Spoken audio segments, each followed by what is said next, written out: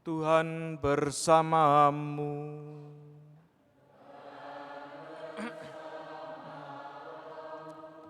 Inilah Injil suci menurut Lukas.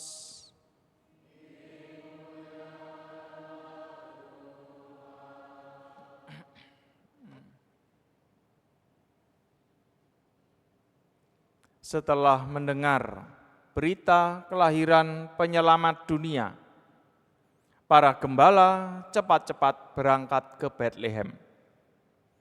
Mereka menjumpai Maria dan Yusuf, serta bayi yang sedang terbaring di dalam palungan. Ketika melihat bayi itu, para gembala memberitahukan apa yang telah dikatakan kepada mereka tentang anak itu. Semua orang yang mendengarnya heran tentang apa yang dikatakan gembala-gembala itu. Tetapi Maria menyimpan semua hal itu di dalam hati dan merenungkannya. Kemudian kembalilah gembala-gembala itu sambil memuji dan memuliakan Allah. Karena segala sesuatu yang mereka dengar dan mereka lihat, semuanya sesuai dengan apa yang telah dikatakan kepada mereka. Ketika genap 8 hari, anak itu harus disunatkan, dan ia diberi nama Yesus, yaitu nama yang disebut oleh malaikat sebelum ia dikandung ibunya. Demikianlah sabda Tuhan.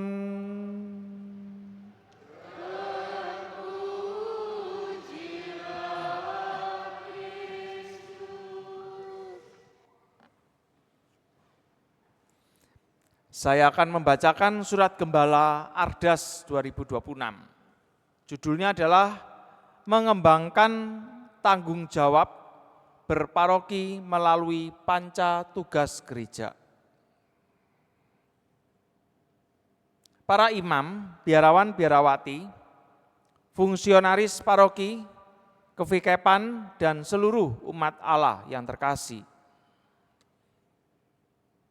Sesuai arahan musyawarah pastoral Keuskupan Surabaya pada tahun 2025-2026, seluruh umat Keuskupan Surabaya menghidupi panggilan sebagai murid Kristus yang dewasa dalam iman. Sepanjang tahun 2025 bersamaan dengan tahun jubileum pengharapan, Gereja Keuskupan Surabaya menghayati perwujudan Tritugas Kristus sebagai imam, nabi, dan raja dalam hidup berparoki. Gereja ada untuk melanjutkan misi atau tugas Tuhan Yesus tersebut. Dan di hari raya Santa Maria Bunda Allah ini, saya mengucapkan terima kasih atas antusiasme Anda semua, baik dalam melakukan gerakan iman atas Tritugas Kristus, maupun dalam menghayati pesiarahan pengharapan sepanjang tahun jubileum 2025. Pada tahun 2026 ini, saat kita mensyukuri usia 65 tahun Keuskupan Surabaya, di 2026 65 tahun usianya, kita hendak mengembangkan tanggung jawab pendewasaan hidup berparoki melalui perwujudan panca tugas gereja. Gereja mewujudkan jati dirinya melalui 5 tugas, yakni yang pertama adalah melaksanakan peribadatan atau kita kenal sebagai liturgia yang benar, indah, sakral, dan agung. Yang kedua adalah mewartakan sukacita Injil atau kerigma, dan menyampaikan serta meneruskan kekayaan ajaran gereja kepada umat Allah dan dunia.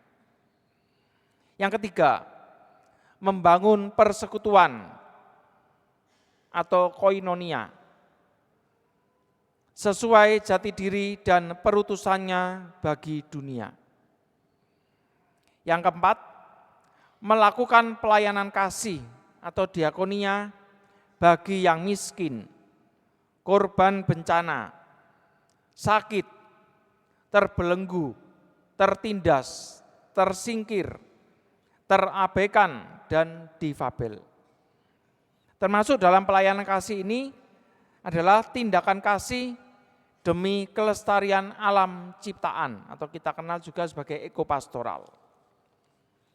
Yang kelima adalah memberikan kesaksian hidup atau martiria, keteladanan dan kepeloporan dalam mewujudkan keberpihakan Kristus pada nilai kerajaan Allah, khususnya keadilan, kebenaran, perdamaian dan kesucian martabat manusia maupun kelestarian alam ciptaan. Seiring pendewasaan paroki melalui panca tugas gereja tersebut, di tahun 2026 ini saya mengajak untuk membarui data umat dan menerapkan sistem informasi digital dalam keuangan paroki, serta menguatkan peran kevikepan dalam tata kelola pengembalaan di seluruh wilayah Keuskupan Surabaya. Dan nanti di Paroki Krian ini nanti tanggal berapa? Tanggal 6 atau 7 tuh, hari Rabu besok. Nanti Romo Yosef Indra datang ke sini untuk pelatihan, mungkin sensus yang mensensus. Koordinasi dan komunikasi pastoral akan sangat dilancarkan jikalau forum-forum kevikepan direvitalisasi seperti forum pastoral kevikepan, forum pastoral serumpun, koordinator bidang, tim penguatan atau pendampingan paroki, dan temu kolegialitas imam sekevikepan. Umat Allah yang terkasih, kita mengucap syukur kepada Allah bahwa pada tanggal 15 sampai 16 November kemarin 2025 telah terlaksana musyawarah pastoral pendidikan Katolik Keuskupan Surabaya. Didahului dengan proses pramupas melalui survei dan penelitian yang serius atas realitas, problematika, harapan, dan usulan penegasan identitas, misi dan strategi karya pendidikan Katolik. Maka telah dihasilkan arah dasar pendidikan Katolik. Rencana strategis 2026 sampai 2030, terbentuknya Dewan Pendidikan Katolik dan Pusat Layanan Pendidikan. Krisis pada lembaga pendidikan Katolik mendorong kita semua untuk memperkuat relasi dan kesatuan misi antara lembaga pendidikan Katolik dengan gereja. Di samping itu, bukan hanya banyaknya sekolah Katolik kekurangan murid, namun juga kondisi ekonomi pasca pandemi menyebabkan banyaknya keluarga tidak mampu membayar biaya pendidikan. Dalam hal pembinaan iman sejak dini, saat ini kita juga kekurangan guru agama Katolik. Oleh karena itu kita semua terpanggil untuk, yang pertama adalah ada 5. Pertama, membangkitkan solidaritas dan subsidiaritas umat Allah di paroki demi semakin banyaknya anak-anak kita dapat dibantu untuk memenuhi biaya pendidikan. Yang kedua, mendorong anak-anak muda kita terpanggil menjadi guru agama, guru di lembaga pendidikan Katolik dan juga untuk menjadi katekis. Yang ketiga, terbangunnya gerak bersama dan bekerja sama antar sekolah Katolik untuk mengembangkan kualitas dan keikhlasan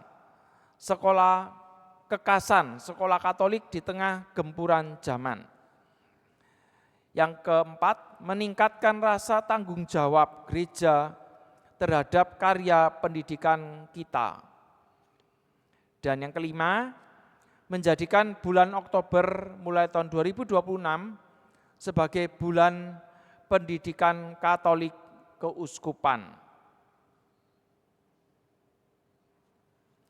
Saudara-saudari umat Allah yang terkasih, saat ini kita semua prihatin atas aneka bencana yang melanda sebagian masyarakat kita. Saya sangat bangga dan bersyukur atas kepedulian dan kemurahan hati umat Katolik Keuskupan Surabaya yang berbela rasa dengan saudara-saudari kita yang sedang menderita. Banyak bencana di negeri ini bersumber dari sikap keserakahan, kekuasaan, dan ketidakadilan segelintir orang yang memperparah perubahan iklim. Marilah kita mewujudkan semangat Laudato Si, menumbuhkan tanggung jawab atas nasib generasi yang akan datang dengan menjaga dan melestarikan keanekaragaman hayati, mulai dari keluarga dan lingkungan kecil kita. Seraya menutup tahun jubileum pengharapan, kita bersama Santa Maria Bunda Allah berkomitmen mengisi pesiaran hidup yang singkat ini dengan tindakan kasih nyata bagi kesejahteraan umum. Setiap keluarga, lingkungan, hingga paroki dengan cara menghidupi dan mewujudkan panca tugas gereja. Maka kita ambil bagian dalam karya keselamatan Allah. Tuhan memberkati. Surabaya, 22 Desember 2025, Monsinyur Agustinus Tri Budi Utomo, Uskup Surabaya.